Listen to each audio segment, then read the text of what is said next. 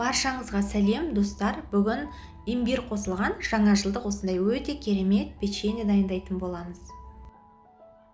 Достар, видеоны соңына дейін қарап, ұнаса лайк басып, пікір қалдыруды ұмытпаймыз. Бізге керек ингредиенттер: ұн, қант, бөлме температурасындағы сары май, бір жұмыртқа, қопсытқыш және ұнтақталған 1 шай қасық корица мен имбирь керек. Алдымен ыдысымызға қантымызды саламыз, 1 жұмыртқамызды қосып, жақсылап тұрып араластырамыз. Осы массамызға 1 шай қасық корица мен имбирьді саламыз және бөлме температурасындағы сары майды салып, тағы да бір қалыпты масса болғанша араластырамыз.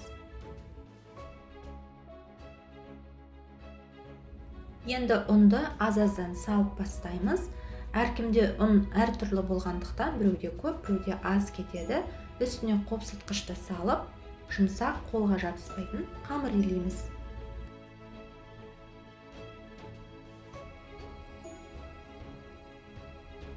Осындай қолға жабыспайтын қамыр шығады. Енді қамырымызды жаямыз, қалыңда емес, жұқада емес, бір қалыпты етіп жайып шығамыз және кез келген осындай бокалдың көмегімен кесеміз. Қолымызбен сопақшалап, бұғының басын жасаймыз.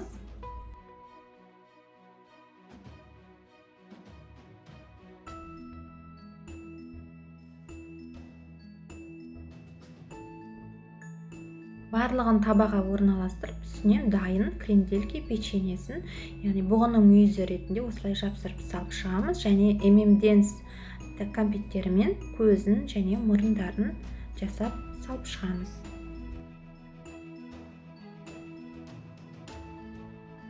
Печеньелерімізді қызып тұрған пеште 180 градуста 15 минутқа пісіріп аламыз.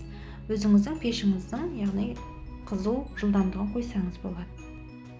Осындай бұғы пішіндес печеньелеріміз дайын болды. Өте дәмді, иісі де өте ғажап. Міндетті түрде жасап көріңіздер. Достар, алдағы уақытта тағы да жаңа жылға арналған торттар мен салаттарды көре аласыздар.